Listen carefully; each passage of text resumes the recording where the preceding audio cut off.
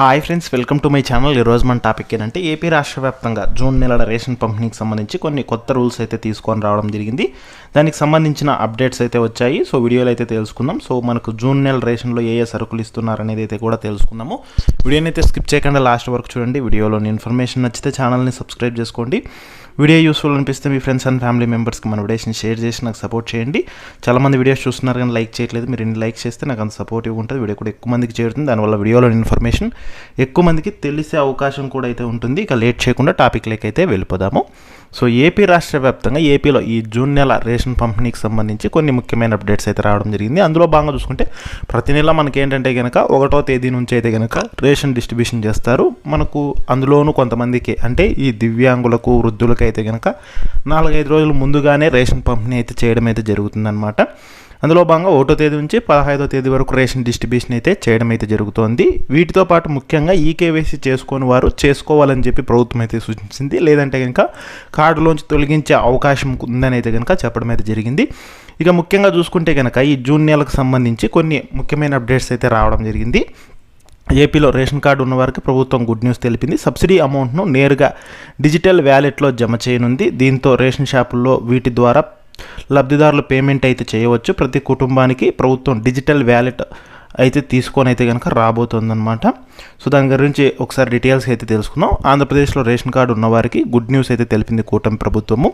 So కూటమి ప్రభుత్వం అధికారంలోకి వచ్చిన తర్వాత రేషన్ పంపిణీలో అనేక మార్పులు అయితే చేస్తుంది. కీలక సంస్కరణలు ప్రవేశపెడుతుంది. ఈ క్రమంలో రేషన్ పంపిణీ వ్యవస్థలో చంద్రబాబు సర్కార్ మరో కొత్త సదుపాయం అందుబాటులోకి అయితే తెచ్చింది. రేషన్ దుకాణాల ద్వారా సరుకులను ప్రభుత్వం సబ్సిడీపై తక్కువ ధరలకు అందిస్తున్న విషయం తెలిసిందే. అయితే రేషన్ సరుకులు తీసుకున్నప్పుడు పేమెంట్ చేసేందుకు సిబిడిసి డిజిటల్ రూపాయి విధానం అమలు చేయాలని ప్రభుత్వం నిర్ణయించింది. మొదటగా దీన్ని విజయవాడ, విశాఖపట్నంలో పైలట్ ప్రాజెక్టుగా అయితే కనుక ప్రవేశపెట్టున్నారు. అంటే మనకేంటంటే కనుక ఏపీ రాష్ట్ర వ్యాప్తంగా కాకుండా ఓన్లీ విజయవాడ, విశాఖపట్నంలో మాత్రమే పైలట్ ప్రాజెక్టుగా స్టార్ట్ చేస్తున్నారనమాట. ఇక రాష్ట్రంలో ప్రతి కుటుంబానికి డిజిటల్ వ్యాలెట్ని అయితే అందించనున్నారు. దీంతో ఇక నుంచి బయోమెట్రిక్ అవసరం లేదని అధికారులు అయితే చెప్తున్నారనమాట.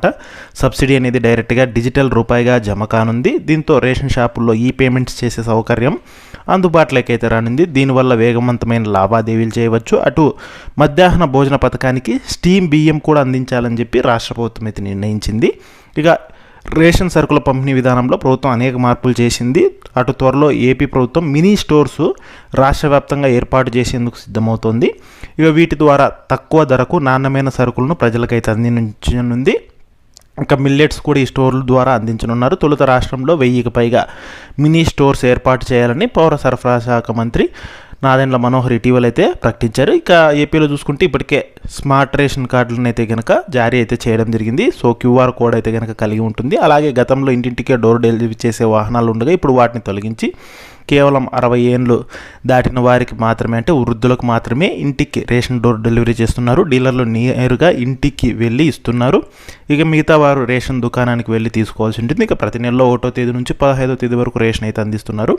ఇక ఉదయం నుంచి సాయంత్రం వరకు పంపిణీ అయితే చేస్తున్నారు. మొత్తంగా చూసుకుంటే కనుక రేషన్లో బియ్యంతో పాటు పంచదార, రాగులు, జొన్నలు వంటివి అయితే పంపిణీ చేస్తున్నారు. ఇక త్వరలోనే మనకు గోధుమలు, కందిపప్పును కూడా పంపిణీ చేసే అంశాన్ని ప్రభుత్వం అయితే పరిశీలిస్తోంది. గతంలో కొన్ని జిల్లాల్లో గోధుమలు, కందిపప్పు పంపిణీ చేస్తుండగా ప్రస్తుతం స్టాక్ లేకపోవడం వల్ల అయితే కనుక నిలుపుదల అయితే చేశారు. సో త్వరలోని వీటిని కూడా పంపిణీ అయితే చేయనున్నారు. ఇవన్నీ మనకి జూన్ నెల నుంచి అయితే కనుక అమలు చేయాలని చెప్పి ప్రభుత్వం అయితే కనుక ఆదేశాలు జారీ చేసిందనమాట. సో ఇది లేటెస్ట్ అప్డేట్. సో వీడియోలోని ఇన్ఫర్మేషన్ నచ్చితే ఛానల్ని సబ్స్క్రైబ్ అయితే చేసుకోండి.